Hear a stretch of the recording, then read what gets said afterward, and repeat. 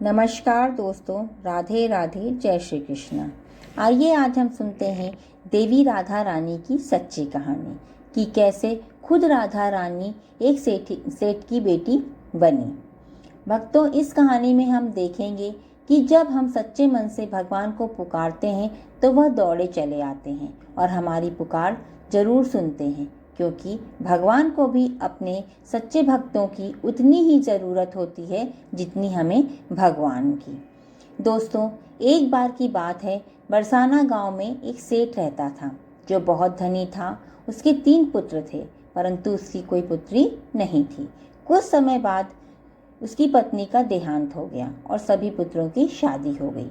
सभी पुत्र अपने अपने काम में व्यस्त रहने लगे, अपने बच्चों में, अपनी पत्नी के साथ। सेठ के दिल की बात सुनने वाला कोई नहीं था। सेठ को शुरू से ही इस बात का दुख था कि उसकी कोई पुत्री नहीं है, लेकिन अब उसकी पत्नी की मृत्यु के बाद उसको यह दुख और सताने लगा और वह इस बात को लेकर परेशान रहने लगा कि उसकी कोई पुत्री नहीं है। एक दिन एक महान पंडित उसके घर पर आए और उसे दुखी देखकर उसे पूछा कि तुम्हें किस बात की परेशानी है, तुम क्यों दुखी हो। तो उसने अपना दुख का कारण पंडित को बताया कि मेरी पुत्री नहीं है, इस वजह से मुझे अपने जीवन में अभाव रहता है कि मेरी कोई पुत्री क्यों नहीं है।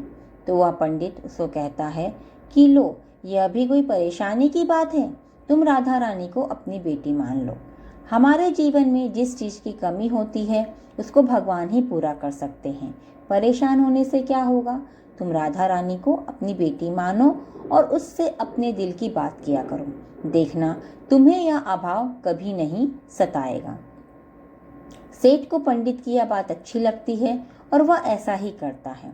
राधा रानी की मूर्ति लेकर आता है और प्रतिदिन भोजन करने से पहले राधा रानी को भोग लगाता है। फिर स्वयं भोजन करता है और सोने से पहले राधा रानी के साथ खूब बातचीत करता है। ऐसे ही करते करते वह दिल से राधा रानी को अपनी बेटी मानने लगा और वह भूल ही गया कि उसकी कोई बेटी नहीं है।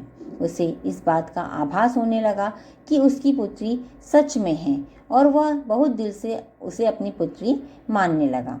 जब तक वह बात ना करता, उसे भोजन ना खिलाता, उसका मन नहीं लगता, और जब वह बात करता तो उसके मन को बहुत संतुष्टि मिलती, जैसे उसे पता नहीं क्या मिल गया हो। एक दिन सेठ के घर पर एक चूड़ी बेचने वाला मनहारन आती है और वह उसकी बहुओं को चूड़ी पहनाकर जाती है। एक दिन वह चूड़ी बेचने घर पर आई और उसके सेठ के बेटे की 3 बहुओं को चूड़ी पहनाई। उसके साथ जब सेठ की बहुएं चूड़ी पहनकर चली गईं तो उसके सामने एक और कन्या आई। उसने कहा, मुझे भी चूड़ियां पहना दो। चूड़ी वाली ने सोचा शायद सेठ के घर पर कोई मेहमान आई है, तो उसने उसको भी चूड़ी पहना दी। उसके बाद वह चूड़ी वाली सेठ से पैसे मांगने सेठ की दुकान पर पहुंची और बोली, चूड़ी के पैसे दे दो। उसने पहले से अधिक पैसे मांगे तो सेठ ने कहा, तुमने चूड़ी का दाम बढ़ा दिया है क्या? तो उसने कहा, नहीं, मैंने चूड़ी का दाम तो नहीं बढ़ाया, परंतु मैंने आज 4 लोगों को चूड़ी पहनाई है। उसने कहा, मेरे घर पे तो 3 ही बहुएं हैं। तो उसने कहा, नहीं, मैंने आज 4 को चूड़ी पहनाई है। सेठ ने कहा, तुमसे कोई गलती हुई है, मेरे घर पे तो चूड़ी पहनने के लिए सिर्फ मेरी 3 बहुएं ही हैं। तो उसने 3 के ही पैसे चूड़ी वाली को दिए और चूड़ी वाली भी बिना कुछ कहे पैसे लेकर अपने घर चली गई। रात को सेठ घर पर आया और हमेशा की तरह राधा रानी को भोग लगाकर खूब सारी बातें करके सो गए। उस दिन रात को सेठ के सपने में राधा रानी आई और कहने लगी, बाबा, तुमने चूड़ी वाले को मेरी चूड़ी के पैसे क्यों नहीं दिए? जब तुम मुझे अपनी बेटी मानते हो तो तुमने मेरी चूड़ी के पैसे क्यों नहीं दिए? और ऐसा कहकर एक लाडली बेटी की तरह रोने लगी। यह सब देखकर सेठ की आंख खुल गई और वह भी रोने लगा। जब सुबह हुई तो वह चूड़ी वाली के घर गया और बहुत सारी स्वर्ण मुद्राएं उसके पैरों में रख दी। उसने बताया कि तुम कल सच बोल रही थी, तुमने कल 4 को ही चूड़ी पहनाई थी। मैंने राधा रानी को अपनी बेटी माना है। तुम बहुत भाग्यशाली हो जिसको राधा रानी के दर्शन हुए।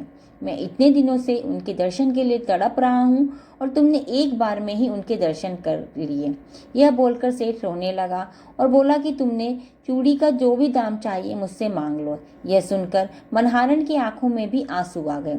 उसने मन में सोचा, जब मुझे खुद राधा रानी के ही दर्शन हो गए तो इससे ज्यादा मुझे और क्या चाहिए। और उसने सेठ के सामने हाथ जोड़कर कहा कि आज तुम्हारी वजह से मुझे राधा रानी के दर्शन हुए, जिससे मेरा यह जीवन सफल हो गया। मुझे और कुछ नहीं चाहिए। तो भक्तों, देखा आपने कि जब हम भगवान को दिल से पुकारते हैं, उनकी पूजा अर्चना करते हैं, तो वो कैसे हमारे पास दौड़े